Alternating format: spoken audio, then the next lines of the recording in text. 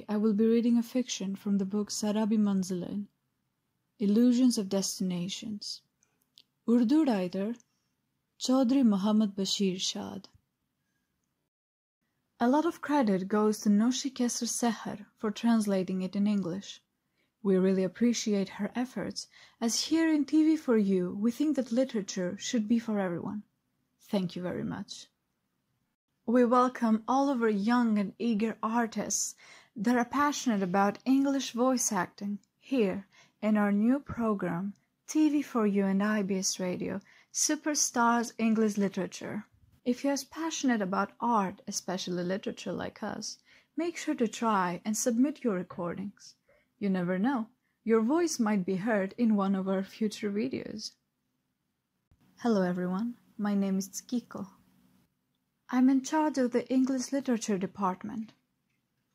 Today, I will be narrating the fiction, The Last Color. I hope you all enjoy. The Last Color. Due to the sudden pressure on the brakes and the roughness of the road, the Corolla's tires were jammed. When it collided with a living soul, though, it seemed as if a young man was limping on the other side of the road, despite being injured. He folded his trousers up to his right shin and was busy spitting on his hand to clean the wound. The people of Orphanage Square were accustomed to this accidental sound because of the 10 types of traffic on this poor road. How would one save someone from accidents? The driver of the Corolla was so close to the boy that he was frightened and forgot to flee the scene, but the crowd was preventing him from doing so. Inevitably, he began to soothe his injury by examining the expressions on everyone's faces. "Come with me." "Where?" "To the hospital. Where else?" "Nothing happened to me. Don't worry about me." "Did any part of your car collide with me and become crooked?" "The car is made of iron. It can be repaired. But you have to go to the hospital now." "Let's get up. Don't delay." The driver held his hand and put him in the car.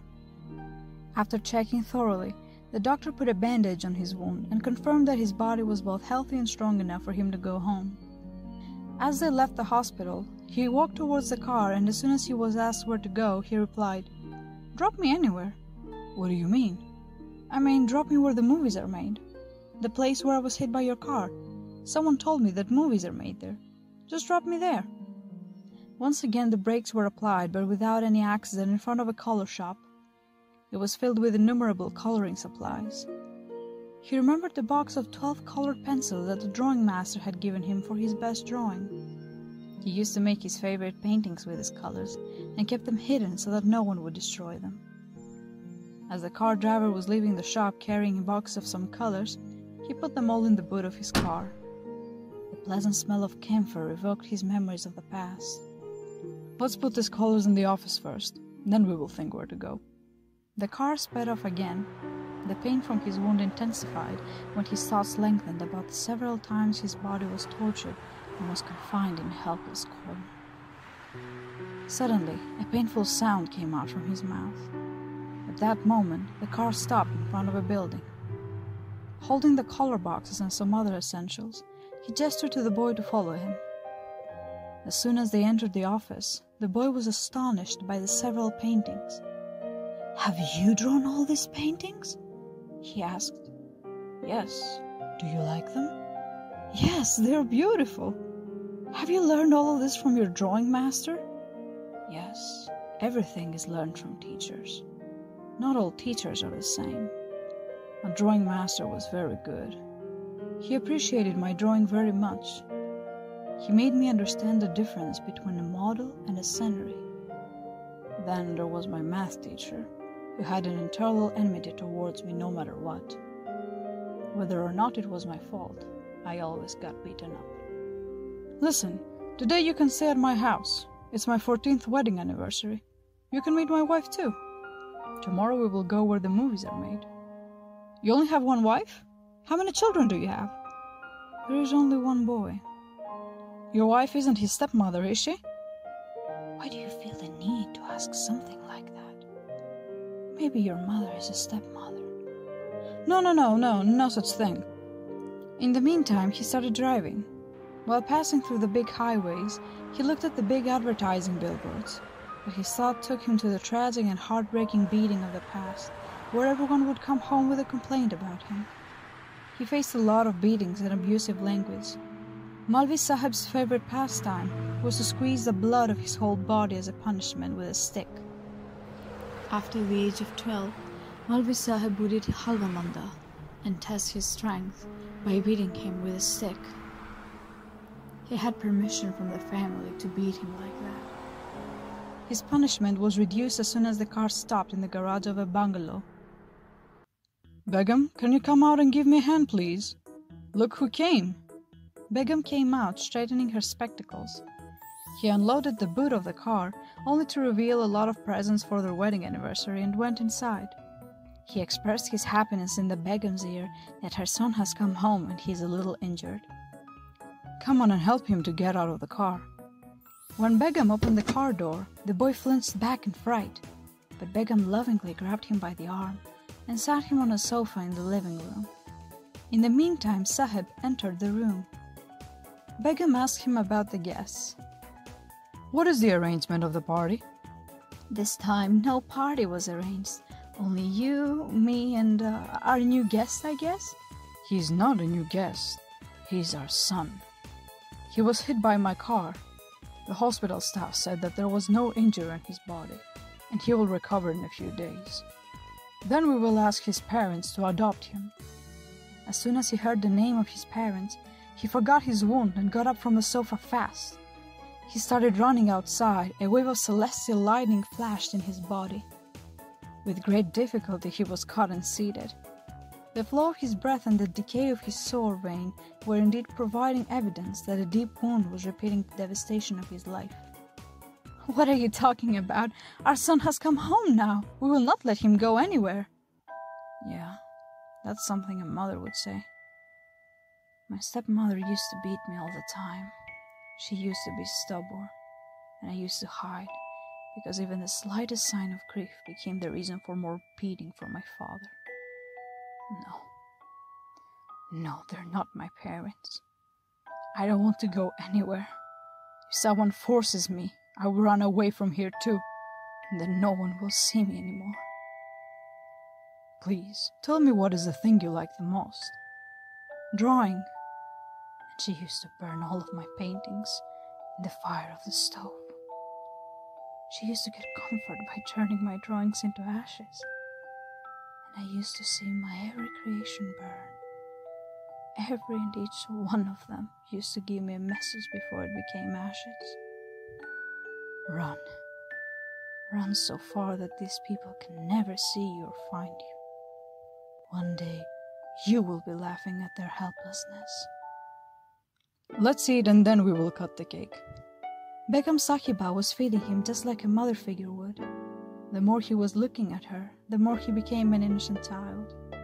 The ointment of love on his wounds was providing comfort for the rest of his life. When it was time to cut the cake, he observed his surroundings and he asked, "Where is my brother?" "Sir, why are you chuckling? Tell me, where is my brother? You know, the one you mentioned when you brought me home." "The cake will not be cut until my brother comes back home." "What is his name? You didn't even tell me his name." "What's your name, son?" Begum Sahiba asked with great compassion.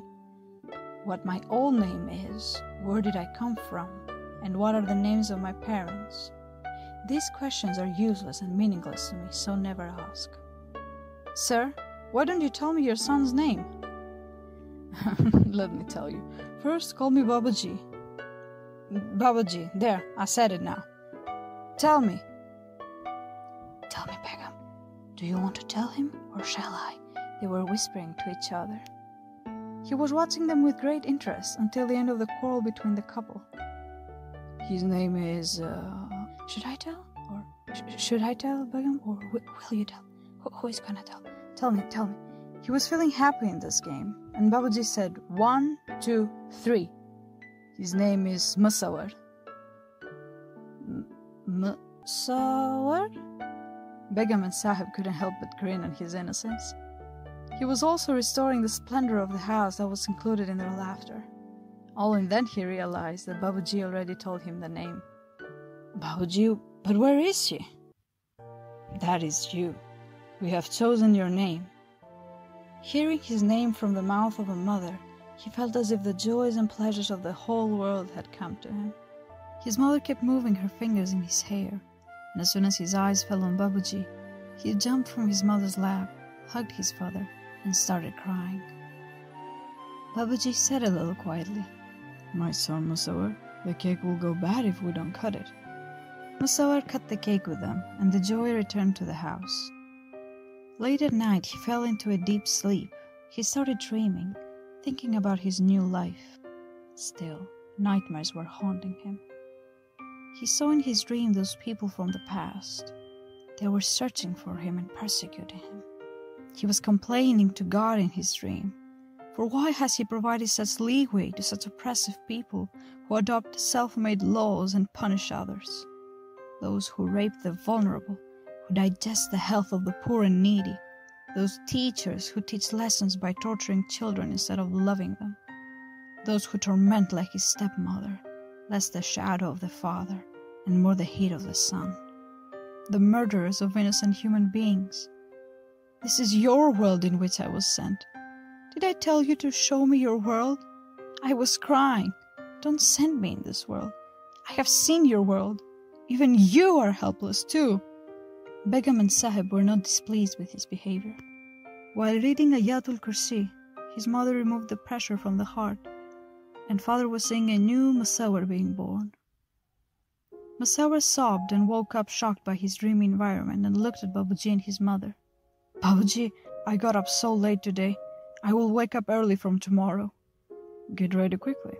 First we will go to the office, and then we will go where the movies are made." After breakfast, they went to the office. Musawar's leg had improved a lot in one night. Babuji explained the meaning of his name to Musawar and also gave him some lessons in painting. Picasso was mentioned in the conversation, and showing a pen to Musawar from his drawer, he said, "Look at the name of this pen. It's a Picasso pen. Have you ever used it?" He said while holding the pen with a giggle that he used to put the powder ink in the little silver ink pot to mix the water. He said, "My ink used to be so thick while writing on the wooden board cover with white clay. I would always get the highest number for calligraphy. If he had used this pen, the pen would have probably crushed. He would be beaten by all his classmates." "Anyway, Babuji, whose pen is this, and why is it so famous?" "Ah, yes. It is worth mentioning that Pablo Picasso, a famous Spanish painter who has maintained his status for over a century, stepped into the world of art at the age of 7. He learned a lot from his father, who was also an artist. He also benefited from many famous art teachers. On the first day, he picked up the pencil and wrote the word pencil. Learning how to sketch with a pencil is the basis for every major painter. They are present to you in some extent, just like your mother throwing your paintings in the stove and lighting them on fire. In the same way, in poverty, Picasso had to burn his artwork many times to keep his room warm. In the world of fame is that once a woman asked in the supermarket for an autograph after appreciating his work. Picasso took a pen and paper from her and drew a few lines. He handed the paper to the woman and said, "You know, this autograph is worth $1 million. The lady smiled and said, "But Mr. Picasso, it took you only 30 seconds. Picasso replied with a smile, "Yes, but it took me 30 years to learn the 30 seconds work." Picasso drew his father's portrait to pay tribute to him. It was only natural, for he was his first teacher, just like you always remember your drawing teacher. Don't forget that, Musawar. Take your art to the heights so that the world will remember you. Time passed, and the hard work he put in the art of drawing for 5 consecutive years made Musawar famous in every gallery. Once, when Musawar had reached puberty, he wrote on a painting he made for an art exhibition, "Mark where you see the mistake." That same evening, no one could tell what the actual drawing originally was. Only marks of correction could be seen. When he brought the painting back, Babuji laughed. He suggested that he should redraw the painting, but this time he should include the corrections of the people. Musawar did just that, and this time no one even touched it. The same painting from before got the first position in the exhibition. See, Musawwir, you can be Picasso. I'm not Picasso. I'm Musawwir. I have my own identity. I have my own hard work. I've autographed my own beautiful designs with many compliments. Babaji, I want to make your name proud. I don't want to imitate Picasso. There are so many artists in our country whose talent and art are being crushed because they're pressured to excel in different subjects. There are so many students who are fond of painting, but they are given a precious pen instead of a pencil so that they cannot live the life of their choice in this society. And all of this is being watched by the one above. He's responsible for the universe. He's helpless. Babaji put his hand on his heart and in a trembling voice informed Begum on the phone that he should be taken to the hospital. Babaji, what's the matter? Nothing, son. Just remember, Musawwir, my son. He is the greatest artist of them all. Never forget him. He talked in a state of unconsciousness, and Begum took him immediately to the hospital. He underwent many tests. The doctors called Begum Sahiba and asked her to go quickly to the Gulab Devi Cancer Hospital. There aren't many hopes that he will be able to recover, and that's exactly what happened. He reached to the emergency room of the hospital and passed away. He was buried. The house and the office lacked the splendor that was filled with his presence. Musawwir began to feel lonely and spent most of his time in the office because it was filled with the fragrance of Babaji. His laughter could be heard. He was angry with the creator of the world, for he hasn't taken his cruel father and stepmother from this world. Instead, he took Babaji. Why the so-called contractors of religions are not punished? Why are those who rape in daylight crushed by his hand? Why the nation of Lut can be destroyed by being hung upside down in the valley of Najran, when the invasion of the elephant of the disbelievers can be destroyed with pebbles? Then why aren't so many sinners coming to the right path today? The world was destroyed in the flood of Noah. What was the need to find those who believe in him, let them survive and re-establish the world if evil was to remain similar? I don't understand how you are the creator of the universe. Destroy the creation that disobeys you. Lost in those thoughts, he began to draw the background on an empty canvas, wishing for such a creation. His phone rang. It was his mother. My son, Musawwir, are you not coming home? I won't come home today. I have to create a unique painting in memory of my father, he told her. I'll see you in the morning. He hung up the phone and began sketching again. He seized gray from the clouds, rays from the rainbow, grew impatient from the sea waves, the spring flowers, and the chirping from the birds with the beautiful feathers, the charming style of the summer rain shower, the embrace of unctuous clouds on mountain peak, the flowing sound from waterfalls, the music from the sound of a flute, inspiration from earrings in the ears, traveling on a ray clay pot, obsessive love in the desert, and waiting for someone in long wintry nights. The Kanal Sabir in the mountain, the arrow in the heart of a deer, hunting with a dog, the miracle on Qaiser, the beauty of Yusuf, the patience of Ayam and Yunus in the belly of the fish, Queen Bilqis and Hudhud, and all the greenery as far as eyes can see.